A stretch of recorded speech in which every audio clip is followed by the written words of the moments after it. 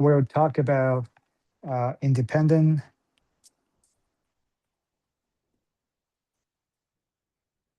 query sampling. Okay. So in the end, you will see this is a concept that applies to essentially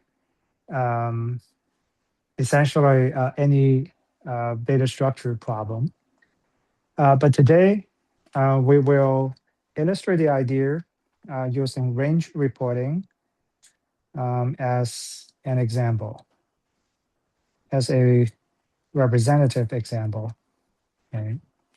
So range reporting. Okay. So let me first define this range reporting problem for you. Here we have a set of integers.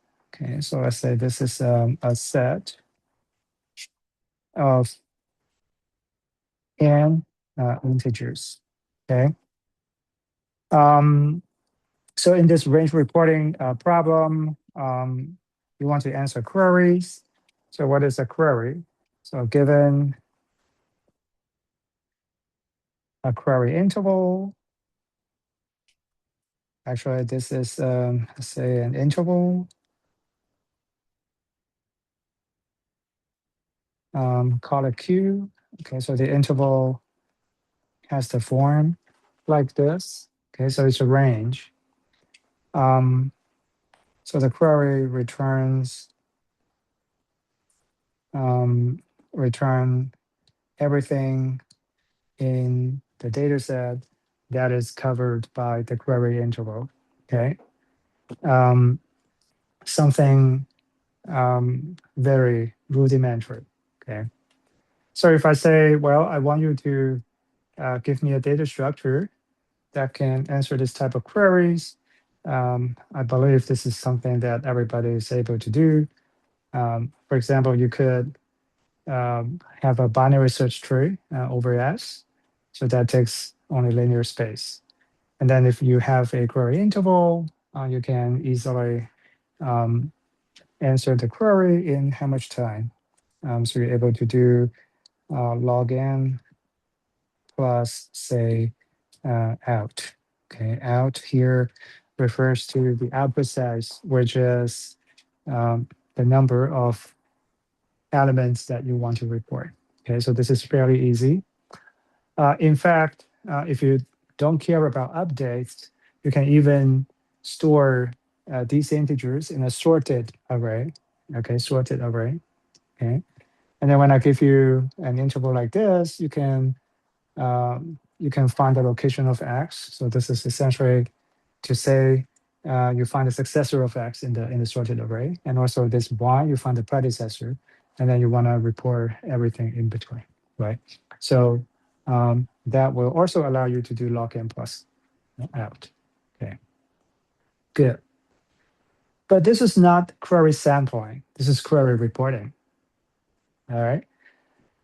Here we want to look at the sampling version of this query. Okay, so in this sampling version, once again, you have an interval. Okay, so this interval is the same as before. And in addition to that, you also want an integer. So this integer, let's say this is some s. Okay, so this basically says how many sample elements you are looking for. Okay, so this s.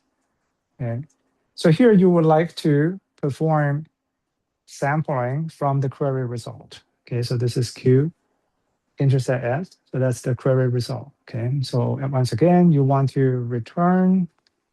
So you want to return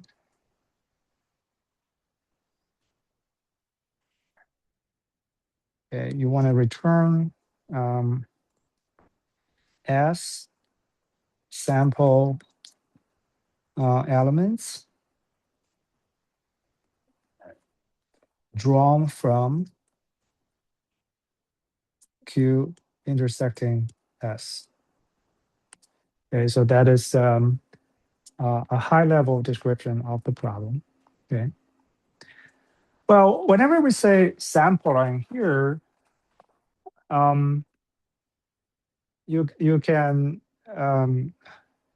plug in any sampling scheme. Okay, so for example, I talked about sampling with replacement, sampling without replacement, right? So today we'll talk about weighted sampling.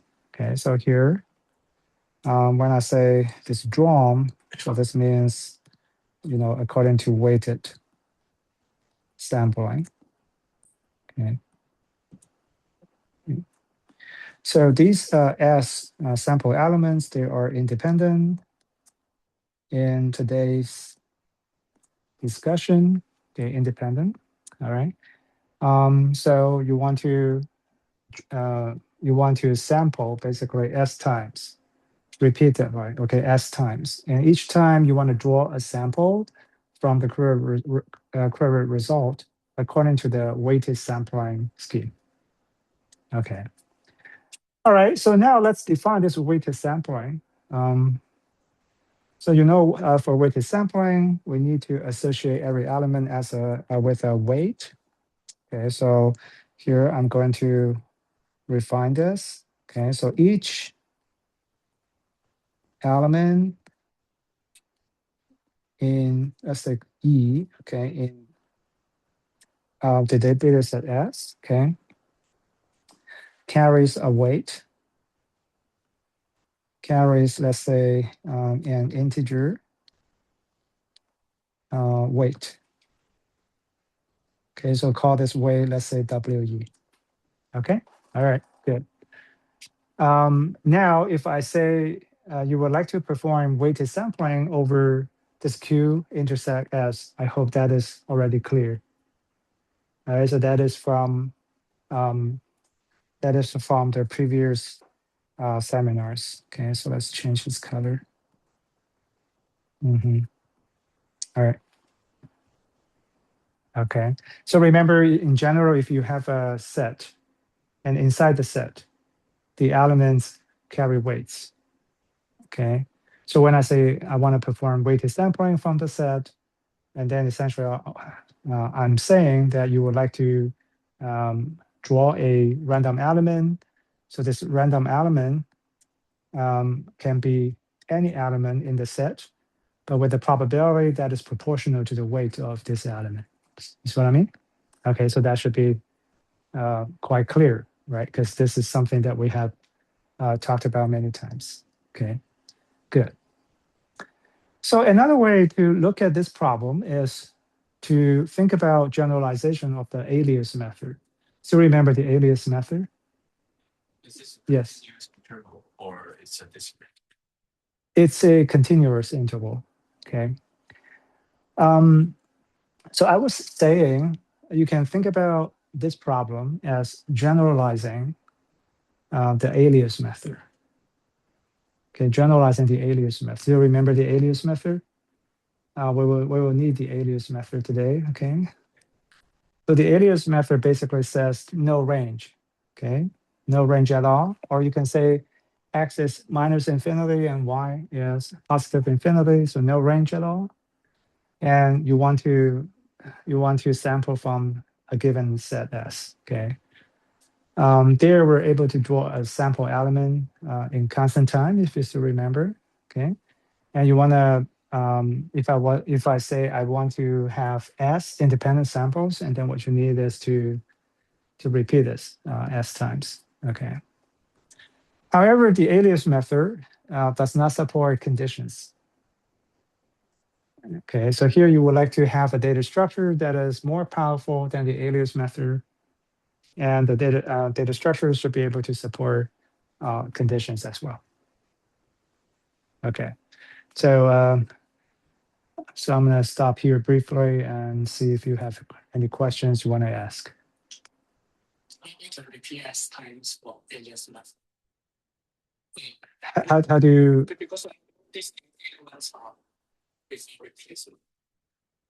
Yeah, without these are with replacement. Oh, if Right. Independent sample elements. Yeah. Okay. Great question. So this is basically what this independent here means. Okay. Um, yeah. So to talk about this, and in fact, once you have already got the baseline solution, it's possible to do things in a fancier manner. For example, like what you said, if you want to have um, some other sampling schemes, yes, it's possible. Okay, but today let's focus on this version. Okay. All right. So if that is clear, and then let's talk a little bit about why this problem is important. In fact, this problem is attracting more and more attention nowadays in the big data era. Why? Because when the data set is large, right? When the data set gets larger and larger, if you look at the same condition, and then you can imagine more and more elements will get reported. Okay, but this is not sustainable for example, a database system because the result will have to be reported to the user.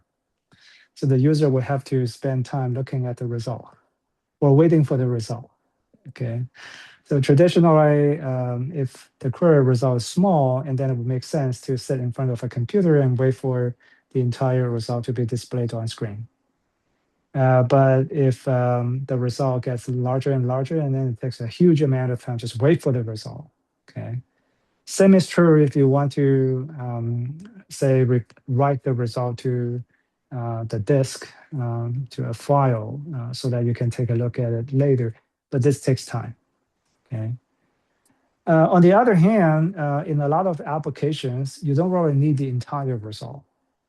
For example, AI-driven applications will be one excellent example. Okay, so they're oftentimes you'll be interested in retrieving some random samples uh, from all the um, elements that satisfy the query condition. Okay, and likewise, if you think about some statistical applications, okay, so for example, if I want to perform some sort of estimates, and then having a random sample set would be sufficient for those purposes. Okay. And it's important to note that any reporting query that you are familiar with has its sampling counterpart. Okay. So for example, if you think about window queries, in two-dimensional space, right? If you have a region and you like to find the points falling inside that region, so that will be the two-dimensional version of this. Okay. So any data structure problem that you can think of has its sampling counterpart here. Okay, good. So today and also the next week, we're going to talk about how to convert a traditional data structure to a data structure that's able to provide such kind of function sampling functionality.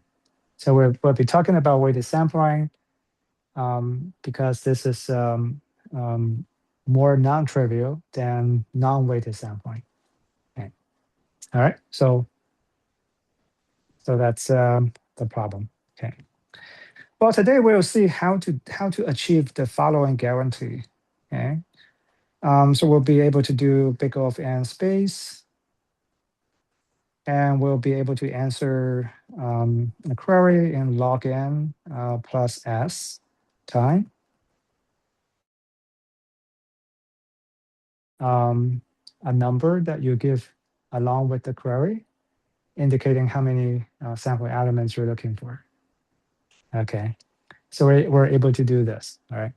But this is not as good as the time guaranteed by the alias method. So remember, for the alias method, you're able to do constant plus s, okay, constant plus s, okay? But of course, the alias method is designed for an easier problem. All right. So here the problem is more general because you have a query condition here. Okay. All right. Good. So let's get started. Okay. All right. Well, one thing we will have to know before we talk about the solution is this. Say you think about binary search tree. Okay, binary search tree. So let's say if I give you a query, interval query like this, how would you answer an interval query using a binary search tree? So let's first go back to this undergraduate scenario and think about this question. Okay. Well, there are many versions of the binary search tree, and today we will look at a version where all the data elements are stored at the leaf level of the binary search tree. Okay. So for example, I could have some numbers here. I just give some arbitrary numbers.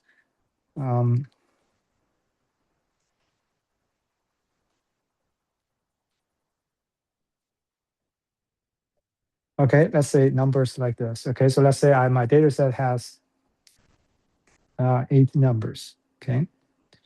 I can build a binary search tree by placing these numbers at the leaf level, and then I'm going to construct the internal levels like this. Okay, so at the internal level, I'm going to, let's say at each node here, I will put the smallest element in the right subtree. So that will be the convention. Say at this node, I'll put 20 because 20 is the smallest element. Once again, the right subtree, etc., etc. So this will be my binary search tree. Okay, so I say this is 42, and this is 33, and this is 42. This is 40. Sorry, this is 50. Okay, so that will be the binary search tree. Is that all right? Yeah. Smallest should be 20. The left was left bench. So we should know you're talking about this now. The convention here is the smallest in the right subtree. Okay, so for example, this is 31 because if you look at the right subtree of this node, right? So it's a 31, right? Okay, so let's say it's a 42 here because in the right subtree it's 42. Smallest is 42, okay? So this will allow you to answer point queries. For example, if I'm looking for, say, 32, right? What are you going to do? You say, okay, starting from the root, I'm going to go right. And then I'm looking for 32, I will turn left. I'm looking for 32, I will turn left, but you don't see 32. So now you can conclude that 32 is not there, right? So that's the binary search tree. So this is something everybody's familiar with here, right? Okay, good. But now here we're talking about range queries.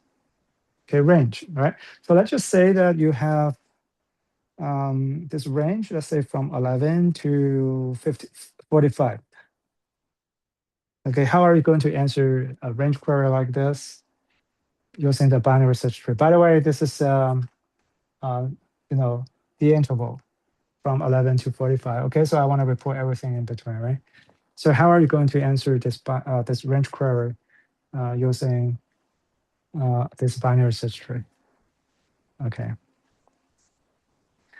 Well, in general, you are able to cover the query result using log n disjoint subtrees. Now, hear me out. Let me repeat the sentence again. Okay, so in general, as you can see, this is the query result, right? From 13 to 42. Okay. And then, as you will see, I will be able to choose a number of nodes, actually a small number of nodes. And some of these nodes could be leaf nodes. Others will be internal nodes. Okay, but these nodes, if you look at their subtrees, all right, their subtrees are disjoint, and their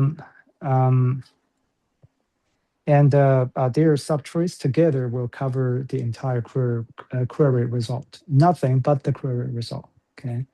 So how many nodes do I need? Well, in this particular case, I will need these nodes. I will need 4 nodes. Let's say here that'll be 1. Okay. And here, this will be another, and then you can also pick 33, and also there's 42 here. Okay. Did I keep my promise? As you can see, 4 nodes chosen, right? If you look at their subtrees, right? This node, right? This subtree just 13 itself, correct? So this 25, this is subtree itself, correct? 33, this is subtree itself, right? As you can see, these subtrees together, they cover the entire query result. Okay. All right, so this is always possible. In fact, how many nodes would I need? I would never need more than twice the height. Okay, so this is something that you can think about offline. And sometimes, typically the number is much less than twice the height. So the height here is like 8 fours, right? So twice the height will be 8, right? But here, as you can see, I picked only 4, right? So let me ask you a question then, just for fun, all right? So let's say this time the right-hand side is infinity. Okay, so the query range goes from 11 to infinity. Are you able to pick 3 nodes to achieve the guarantee that I need? All right, so your subtrees will have to be disjoint, and their subtrees together will cover the entire query result. Okay, so are you able to pick 1 more node? So 2 nodes have been chosen for you. So you can see it suffices to pick this 42 here, right? Good. So this is always possible. Okay, do you know how to do this? These are called the canonical nodes, by the way. Canonical. Okay. Okay. It's okay. I'll explain to you. So in general, this is always possible. Okay, it's always possible. And one easy way to see why this is possible is this. Let's say I consider a query condition like this, okay, from 11 to infinity. Is that okay? All right. So 13 here, this is called the successor of 11. Okay, successor. Okay, because this is the number that's right next to 11, right? So this is the smallest number that falls into the query range, right? So everybody knows how to get the successor, right? So this is just descending one path. So you do that, you identify the path. So this is the path here. Okay, so from here to here. Is that all right? Okay, good. Now you think about, let's do some reasoning, right? So if you, as you can see, the right-hand side is infinity here, right? So if you start from the root and you are making a left turn here, so what can you say about the right subtree? Think about it, right? The right subtree will have to be strictly larger than 31, correct? And therefore, the right subtree, everything inside will automatically fall into the query range, correct? Okay, so that's why you pick this 42. You see what I mean? So you turn left, and then you pick the right child, right? Okay, good. So same story goes at 20, right? So at 20, you make a left turn. So what can you say about the subtree of 25? Well, you know everything there would have to fall into the query interval, right? Okay, so this gives you the idea how to pick log n nodes, correct? Okay. But of course, this is a special case, right? Because this query is one-sided. And in general, if it's two-sided, and then you look at, let's say, I give you another query here. Let's look at the query that I said before, 45. And then basically you want to do what I said, both on the left and on the right. Okay, so here you'll be looking for the last integer that falls into your query interval. So that will be 42. So in this case, it will go like this. Okay, so you'll be descending 2 paths. Is that all right? Is that all right? Okay, good. Again, some simple reasoning, right? So as you can see here, these 2 paths have already diverged, right? Diverged. So if when you go down to 42, as you can see, you will be making a right turn toward 42 here. So what can you say about the left child, right? The left child will have to be covered entirely by the query, and therefore, you want to pick there. Okay, you want to pick that node, right? So that's how these 4 nodes were picked. Okay, good. So I will utilize this result. Okay, you can always find log n nodes, big O of log n. Okay, big O of log n nodes, and these nodes, their subtrees are disjoint, right? As you can see, their subtrees are disjoint. You don't want to pick 25 and 31. Okay, if you pick 25 and 31, you violate the disjointness condition. You see what I mean? Okay, so these guys, their subtrees are disjoint, and the union of their subtrees cover everything, in the query range. Okay, all right, good. So these are the canonical nodes. Okay, let me write down this word for you. So it's canonical. Okay, is that all right? Canonical. Any questions so far? Any questions? We a bit on the definition of this canonical. Canonical? Yeah, the definition of canonical node. It is the canonical reflected from what reflected.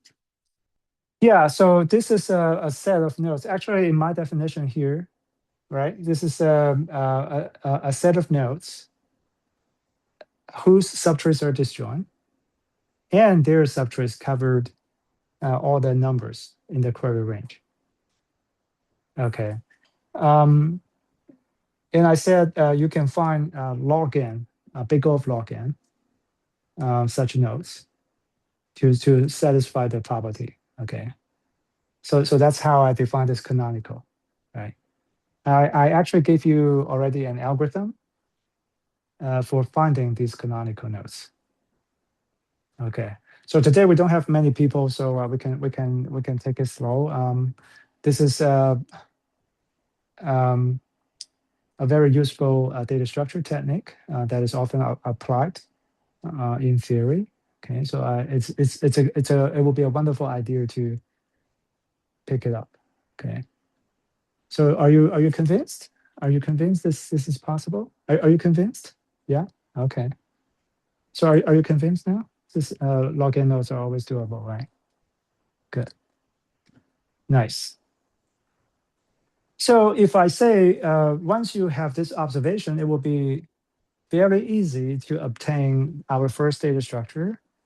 So say if I want you to do n log n space. Okay, and also I want you to do log n plus s query time. Are you able to do it?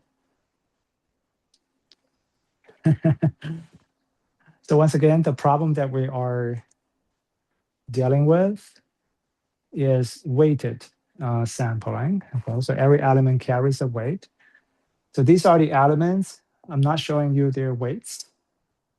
Okay, but you can imagine every element has a weight. Is that all right? Okay.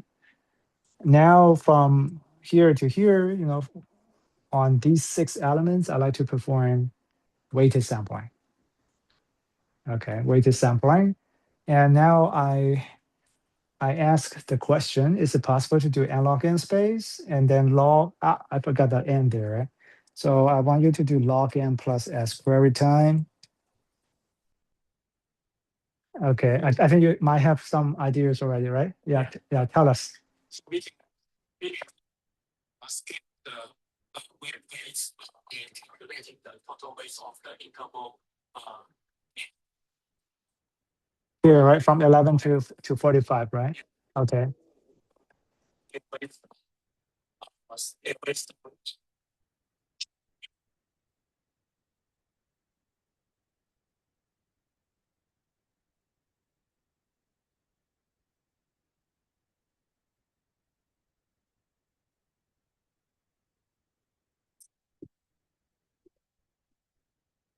Okay, can you first describe the data structure? So what do you store so that you can do nlog n space?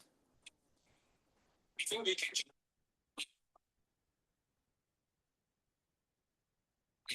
Mm-hmm. this is we just keep the original tree. You keep the original tree, okay. So each node will maintain a weight of its weight. Sure, no problem. So I guess by weight you mean the sum of the weights. Yeah, okay. Mm-hmm. Will the weight ratio, and the ratio will be the sum of the weight of the equal over the sum of the weights of all elements. Well, I lost you there. So let's just say that all these guys, they have the same weight. Okay, so all of them carry weight 1. Okay.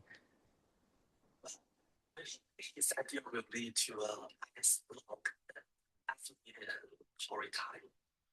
I'm sorry, what query time? S log and query time because Ice log? S times log n. I time. Oh, S times log n. S times log n. Yeah, okay. So S times log n, yeah, okay. But still, that's a result. Yes, okay, that's good. So basically, you are saying in log n time, you can get 1 sample. Yeah. And you can repeat this S times, so it will be S times log n. Yeah, sure, no problem. Okay. That's actually correct. So linear space, and you can do S times log n. Okay. But now we want to do log n plus S. Right? So just build an alias table at every node. That will be very nice. Okay. Can we go a bit slower? So when you say you build an alias structure, let's say an alias structure at every node. So what are you going to do at this node 33? Just record the weight of the those 31 and 33. Perfect. So if I can say that for you again, I believe what you are saying is you build an alias structure here with respect to everything in the subtree of 33. Correct? Okay, I think the sentence is concise enough, right? Because an alias structure is built on a set of weighted elements, correct? So as long as you can specify the set clearly, and then the alias structure is described clearly, correct? So I believe what you intend to say is that, okay, at every node, you want to build an alias structure with respect to the set of leaves in the subtree of that node, correct? Okay, very nice. So for example, 20, what would the alias structure of 20 be storing? It will store an alias structure over the set of 4 elements from 10 to 25 here, correct? So that's what you have in mind, right? Excellent. So why is the space consumption n log n? Well, let's do a quick analysis, because if you add up the alias structures, right, of all the nodes at the same level. So I mean, there are 4 levels here, right? So what I'm saying is you add up the alias structure of the nodes at the same level. So at the leaf level, each alias structure has size 1, right? Because it's over a singleton set, right? Size 1.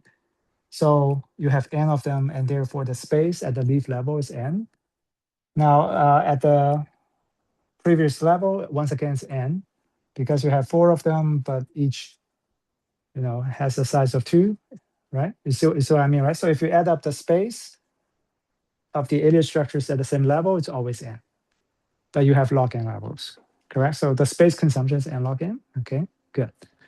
But how do we answer queries? Okay, so now back to you. How do you answer queries? When some queries, we have some subtrees. Mm-hmm. Like the canonical. Excellent. Yes, the canonical. You find it. Yeah. It's recorded the total weights of each subtrees. We can Mm-hmm. build the structure of these subtrees. Excellent. He said something very, very important. So let me repeat what he had just described. So he said, okay, so let's say this query interval here, right, from 11 to 45. So what you want to do is you first obtain the canonical nodes, right? So this is something doable in log n time because I gave you the algorithm already, right? Good. So now, suppose we have got not only the alias structure at every node, but also the sum of the weights of all the leaves inside the subtree, right? So this is something actually already sort of like already stored in the alias structure, right? You already have that information. Anyway, so in this case, what you can do is to build an alias structure on the fly right here. So once again, you already have these 4 blue nodes, okay? So you'd like to have an alias structure. You want to build an alias structure just over these 4 nodes on the fly, okay? All right, so you see an alias structure is built on a set of weighted elements, right? So this is a set, but what about their weights, right? So the weights are exactly what what this gentleman has told us. So the weight will be the total weight of all the elements in the subtree. So that's what you have in mind, right? Correct. Yes, please. This is to say you have a global distribution related to this weights, and then for the subtree you have a local distribution. You normalize the constant. I agree on the local distribution part. On the other hand, we're not doing any normalization.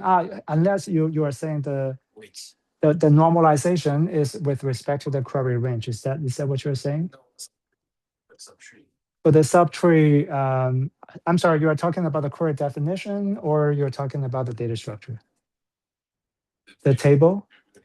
The table that I'm building right now on the fly. Yes, and then I would agree with you. Yes, you can say that. Okay, so here we have already identified the total weight of all the elements falling into the query interval. Okay, very good. And then we have identified 4 nodes, canonical nodes, right? And then we build an alias structure over just these 4 nodes. You can do something like way more counting each of this node, and then you add on. You have a within this. Correct. Interval. Yes, I believe your intuition is correct. Okay, so after we have done this, right? We haven't got the samples yet, right? We haven't got the samples, right? We have spent login time, right? So now back to you. So after you have already got the alias structure, what are you going to do? What's going to come next? Very good. So you want to perform weighted sampling over these 4 nodes first, right? So let's say this is the guy that is sampled, and then you will sample from its alias structure, which has been already pre-computed, right? Very nice, good. So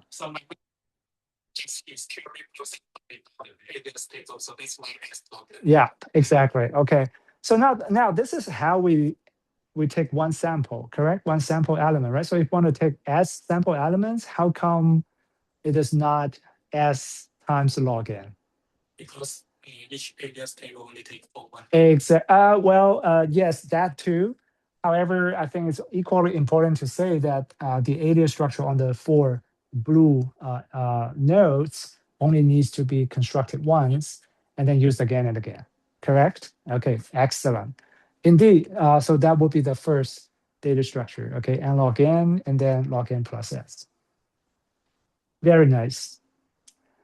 So now the next mission is to improve the space to n, okay, to shave off a logarithmic factor there. Okay, so how do we do that? Okay. All right, so looks like I have got all of you warmed up. Okay, so let's move to the next stage. Okay, so any idea? I think you guys are doing really well. Any ideas before I show you how things are done? Or without looking at my lecture notes, of course. Yeah, but yeah, sure. If you have already read the lecture notes, even better, because I think you will enjoy my subsequent presentation better. Okay. Yes. Is that a query time for complexity? Yes. So that will be the total time to get S samples from the query range. Are you convinced we can do log n plus S? Of course, of course. So the first step is to identify the 4 canonical nodes. Okay, good. And then we pay, so this takes log n time, okay? And then we pay another log n time to build an alias structure over just these 4 blue nodes. Okay, good. So that's the log n time, okay? And then what's gonna happen next will be just plus s, okay? And we'll take s samples, and each sample element will be taken with just constant time. So how do we do that? Well, you can first sample over the 4 blue nodes first. Okay, this is the time, right? No, this is constant because you have just built an alias structure on the fly. Yes, okay. So this itself takes constant time. And then say this is the 33 is the blue node that is sample at this level, and then you want to take, yeah, you want to take another weighted sample from its subtree, and that takes constant time because you have pre-computed an alias structure right here, right? Okay, so that's log n process. Yeah. So now the next step is to shave off the log n factor here. Okay, so how do we do that? All right. Okay. So in retrospect, I would say there is a standard idea here. This is called bootstrapping. Okay, bootstrapping. So very naturally, you would reason as follows. Okay, so you see, we're able to do n log n space. And this n log n space, of course, it does not serve our ultimate purpose yet. However, this is still good for something. Why?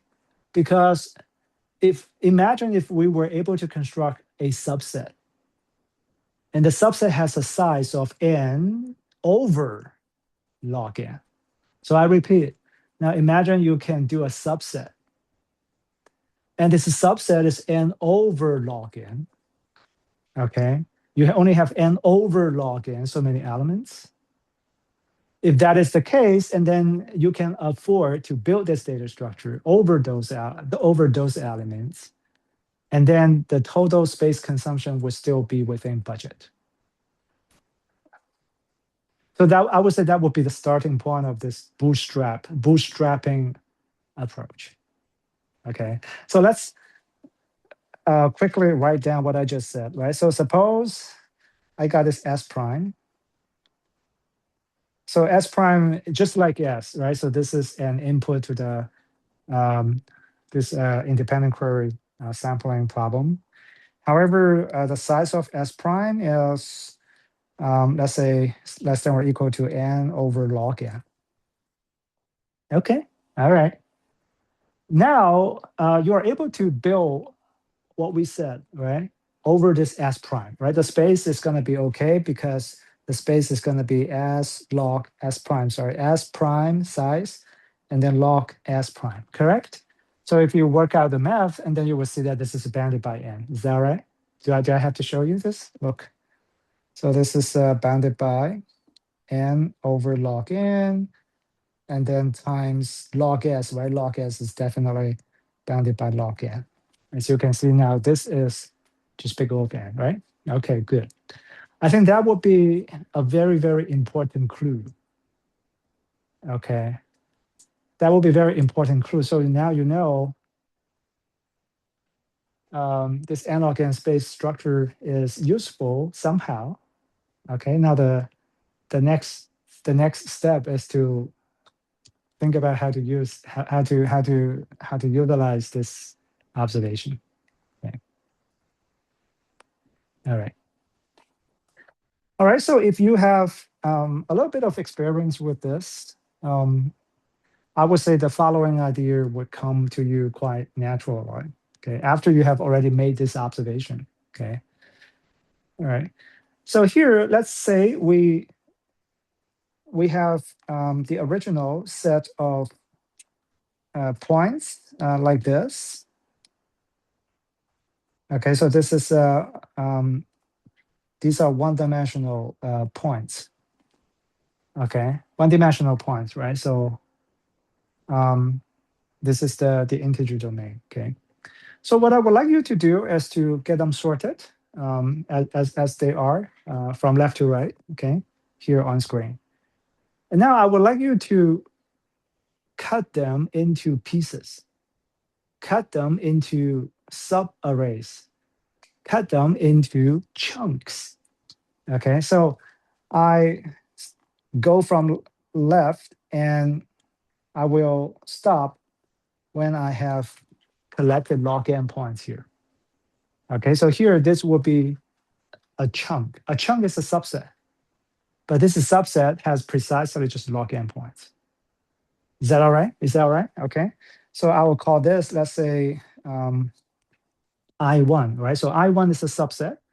So this I1 includes the log n smallest points in the set. Is that right? Okay, excellent. Now I will continue, right? So I will repeat the same trick. And then I have got I2 here. Once again, this is another chunk, and the size is log n. Is that all right? Okay.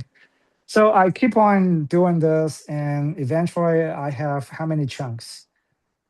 So in total, I have n log n. I'm sorry, I have n over log n chunks. Is that all right? Okay. Of course, the last chunk might have less than log n points, but so be it. That's okay. Okay, at most log n, right? Is that all right? Okay, excellent. So now let me give you a simple observation. All right. But oh, by the way, before I ask you the question, before I give you the observation, right? So what is this S prime? So this S prime involves all these intervals. Okay. Now I repeat just the intervals. Okay. So this is I1, I2, all the way to I, n over log n. Okay. Is that all right? So every interval is just one element, not log n elements. All right. This I1, you can think about it as this I1 represents just the interval itself, right? Yes, I'm aware I am abusing this meaning of this j, ij, right, subscript j, slightly, right? So I said I1, think about it as a subset of points. Yes, that too, right? So sometimes it will be convenient to look at it as a subset, but here what I'm saying is you want to create this S prime. S prime is a set of elements, but here each element is just this red interval here. Yes. So this is so you can do this in n log n time, right? N log n time. But this is in pre-processing. This is talking about how to build a data structure. Yeah. Okay. All right. Is that all right? Okay. So now you've got this set S prime here. Okay. Okay. Good. So what if I say I will answer chunk aligned queries? What do I mean by chunk aligned query? Now you think about this one-dimensional range query. Okay. So this one-dimensional range query has a query interval, right? This Q. You see what I mean? So what if I say that this Q will always include an integral number of red intervals? You see what I'm saying? Okay. I guess I didn't say that clearly. So now imagine if I have this query interval Q, right? This Q is just like in my previous example from 11 to 45, is that all right? Except that here I would like to focus on some easy query intervals. All right, so these query intervals, what kind of query intervals will be easy? So it will have to be covering a number of red intervals completely. You see what I mean? Okay. So for example, the following interval is not easy. If I say this interval starts from here and then ends there, this is not an easy interval that I want you to think about. Okay, because this interval partially intersects with two red intervals. Okay, so this interval is not aligned with the starting and ending points of the red intervals, correct? Okay, so what I'm saying is you first think about the so-called aligned queries.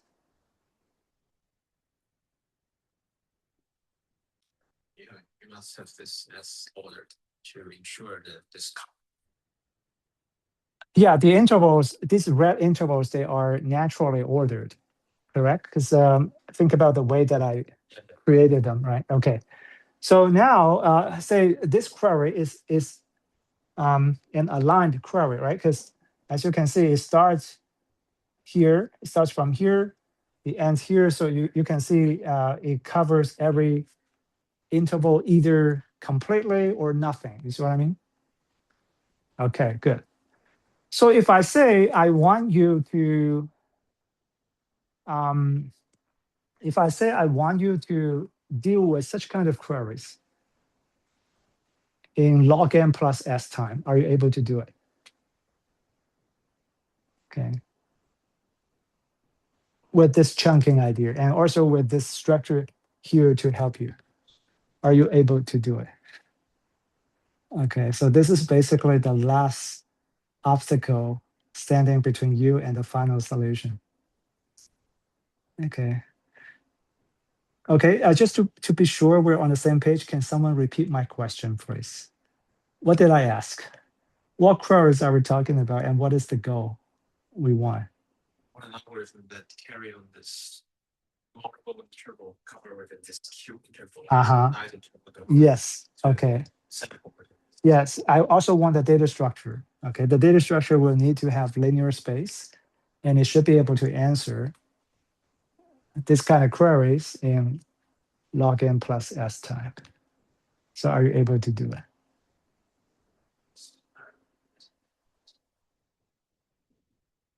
Okay.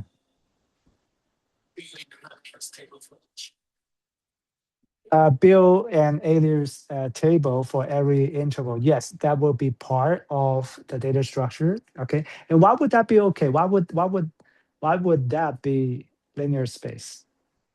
Because the elements is of size. Very good, because these red intervals are disjoint, right? Disjoint. So every element will appear in only one alias structure, right? Perfect. Yeah. Okay. But then how do you answer a query? Do the tree of interval is this chunks. Very good. Okay. So you will build, I guess, our first structure here, right? Over this S prime. Correct? Okay, very nice. So that is the data structure, right? As you can see, there are two parts, right? First, you want to build a data structure. The first data structure, we have obtained this n log n space data structure over S prime. So that is the first part of the data structure. And the second part is within every chunk, you build an alias structure. Okay, excellent. Indeed, the space consumption will be linear. So you are convinced it's linear. Okay, good. Now, how do you do log n plus s? How do you answer this query?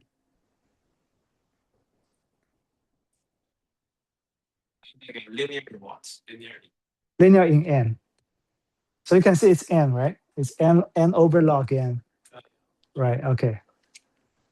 So now let's talk about the query time. I want you to do log n plus s. And how do you do log n plus s? So it's still finding the polynomials.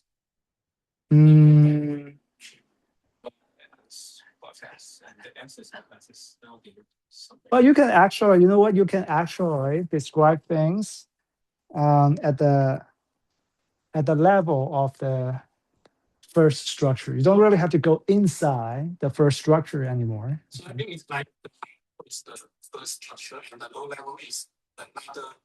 Each element in the first, each leaf node in the first structure will become n. Yeah. Okay. Very nice. Very nice. I think that's quite close already. Okay, but let's try to describe the idea in a more sort of like by treating the first data structure as a black box. Okay, so you can see the first. I mean, this data structure, after all, is designed for this independent query sampling problem, correct? Okay, so it will give you samples. However, these samples, they are not samples of the points, right? There are samples from this S prime, right? Because this is the set over which we have built the first data structure, right? Okay, good. Now, can you describe the algorithm in this manner, right? So by treating the first data structure as a black box without drilling into it, right? So you can say, well, you're definitely able to do log n plus s query time, but you have to pay attention here because the query time, with this query time, you have retrieved just red intervals, right? Intervals from S prime, right?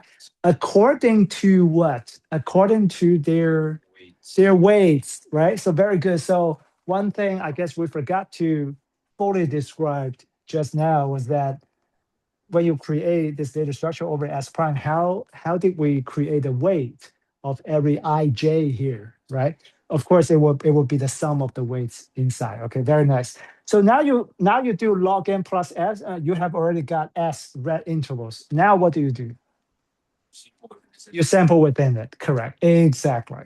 Okay. So now we are yet another step closer to our final solution. Now we're able to do linear space, and we're able to answer such kind of queries in log n plus s time.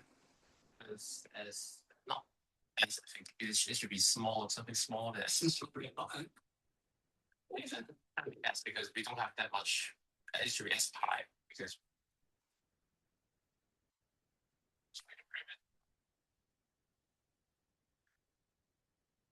No, s is the number of samples I want. yeah, so you need to do it independent. Yeah. Yes, for the data structure with for the stickable, you have a log n plus S pi, right? I'm sorry, I'm confused. Can you tell me what is the what meaning of s here? This is the number of your points. No, no, Digits. no, Sorry. no. S is the number of samples I want. Okay. Will be controlled and become if those are yes. Yeah, but log of n over log n, that's log n minus log n, right? So this is a big theta of log n, right? Okay. All right. Good. So now we're able to do log n plus s query time for such kind of interval aligned queries. Yeah, everybody is convinced about that, right? Okay, good. Now the final question. You answer this question, we're done with today's seminar. All right, the final battle is, okay, think about a general query. What are you going to do? Okay, so let me do this for you. All right, so let's say I got you a query like this. Okay, so this time, a query like this. So what are you going to do? You can inside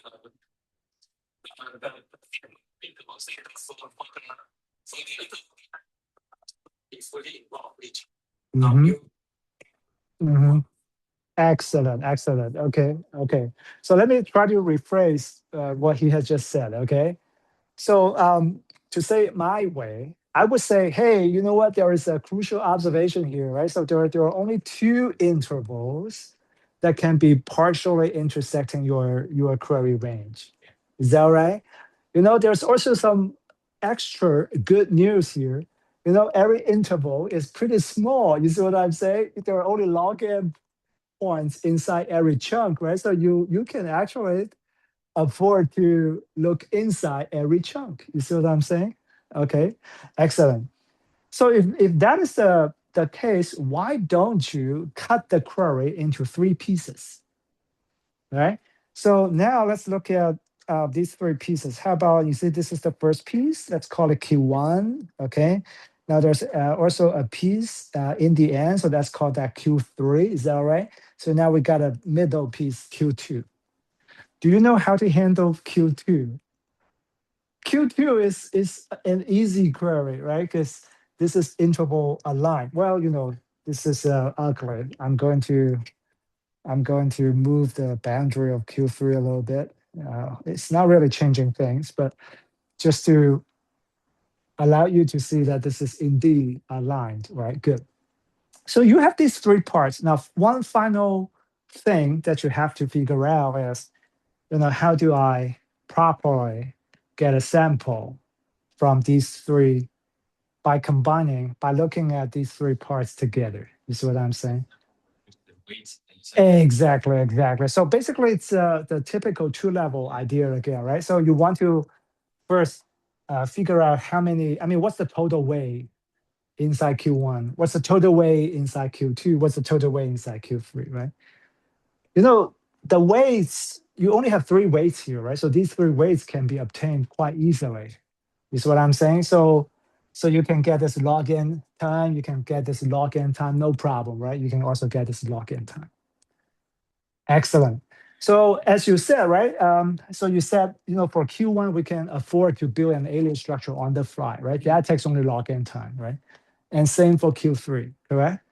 Very nice. So now essentially conceptually, we have two alias structures and one structure in the middle that allows us to extract as many samples as we want very fast, right?